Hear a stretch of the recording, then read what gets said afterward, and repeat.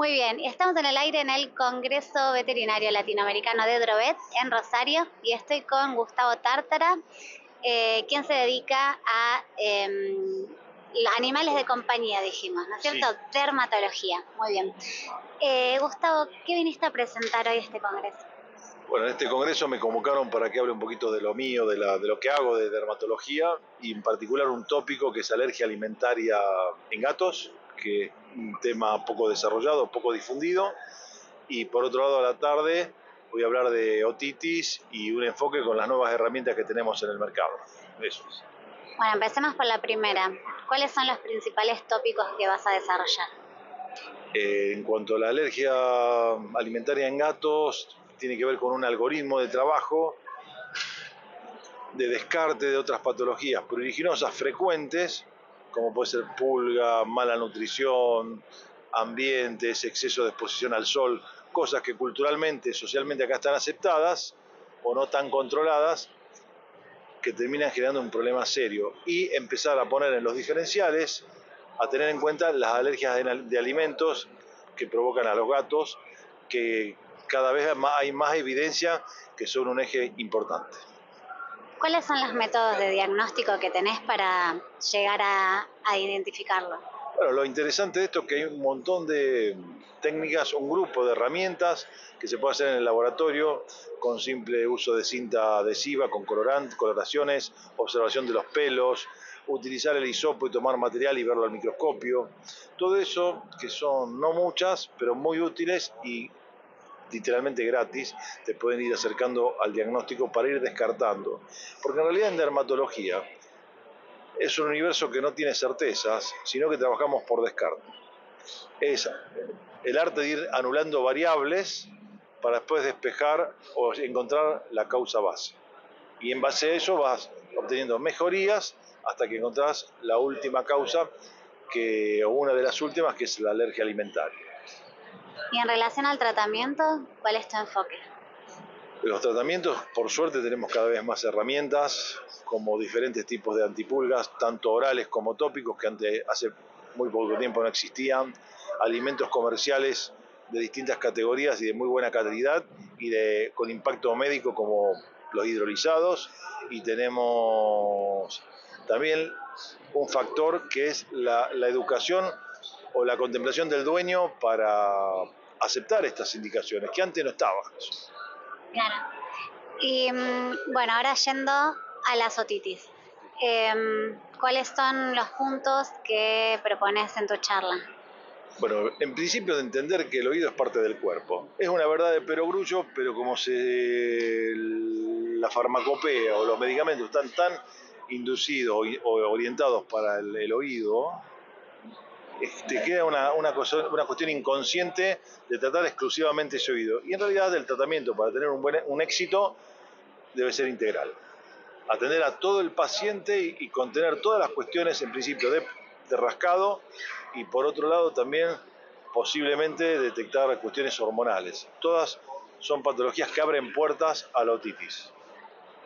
Te voy a pedir que me profundices porque ¿cómo es eso? O sea, ¿cuáles son las otras cosas que tenés que ver del animal para...? Bueno, en principio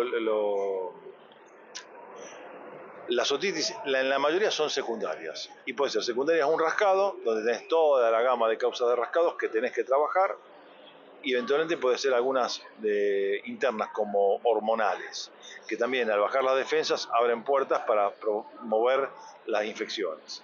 Por tanto, la gota, el producto óptico puede ser excelente, pero si no se contemplan otras causas que son las primarias, el perro va a estar siempre con otitis y se transforma en otitis crónica, que literalmente son un serio problema de convivencia y inclusive cuando uno habla de una salud, tenés un agente que en una producción tal vez purulenta del oído, donde puede haber un contagio o un riesgo para los cohabitantes de la casa.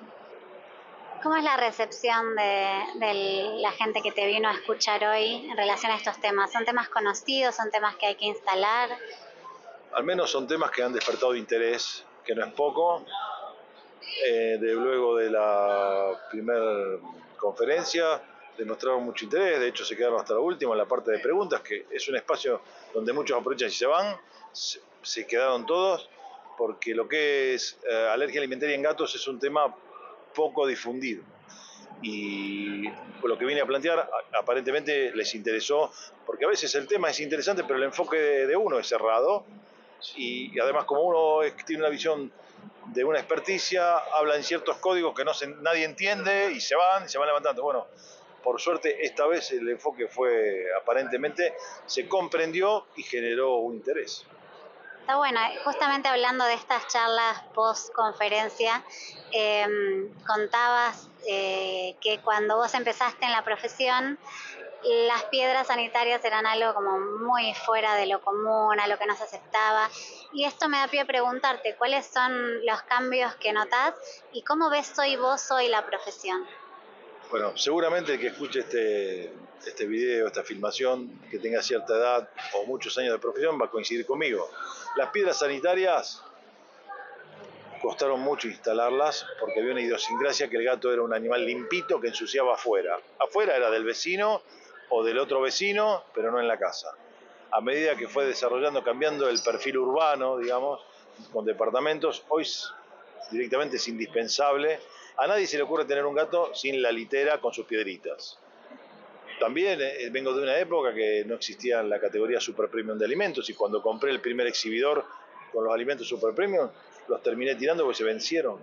La gente decía, no, si yo le cocino, le hago polenta, le hago arroz, le hago carne, le hago esto, le hago el otro, le doy huesos, y no accedían a comprarlo. De hecho, hasta tuvo un problema con el carnicero de enfrente que se enojó porque le bajaron mucho las ventas de huesos. Cuando uno empieza a enseñarle a la gente que no comen huesos, que se rompen los dientes, que hay un riesgo de astilla, que se clava en el estómago, le bajó la venta y tuvo una charla muy seria conmigo que, resumiendo, era como: yo no me meto en tu negocio, vos no te metas en el mío. Pero bueno, hoy es impensable eso. Hoy es impensable, ¿sí? Vos hablaste del compromiso del tutor en relación a los tratamientos. ¿Cómo encarás vos al tutor? O sea, ¿cómo le mostrás el escenario? ¿Qué cosas les proponés? ¿Cómo es tu relación con ellos? Bueno, en principio hay que entender y comprender y tener una empatía suficiente para entender que no vienen de fiesta a la veterinaria, y la gran mayoría de las consultas surgen desde la angustia, desde la solidaridad con alguien de la familia, un integrante del seno familiar con sufrimiento. En base a eso uno le explica la situación, tiene que en dermatología particularmente comprometer al tutor, pero siempre explicándole las implicancias de hacer esto o de ejecutar el tratamiento indicado. Y bueno, no suelo tener problemas de que cumplan con las normas, con los tips o las indicaciones que uno le da, que a veces no solamente con dinero, sino cambio de estilo de vida que implica que un dueño no le pueda compartir su comida. Eso por ahí cuesta, pero cuando entienden del beneficio, colaboran, sí, colaboran. Hoy, como estábamos hablando antes, entiendo el animal de la casa como parte de familias interespecie ensambladas. Somos familias de diferentes especies. No, ni siquiera hay una palabra que lo defina, porque ya no es mascota, no es un hijo, no es un nieto, pero es parte de la familia. Creo que en el futuro se le pondrá un nombre, y el sentimiento de la pérdida o de la enfermedad o del dolor de ese animal genera una movilización en la familia muy fuerte. Y no más después de la pandemia. Un año, 2 años encerrados con tus animales, se genera un vínculo muy fuerte, y creo que eso también aceleró el desarrollo de este vínculo. Bueno, te agradezco mucho por tus palabras. Seguimos en el Congreso de Drovet.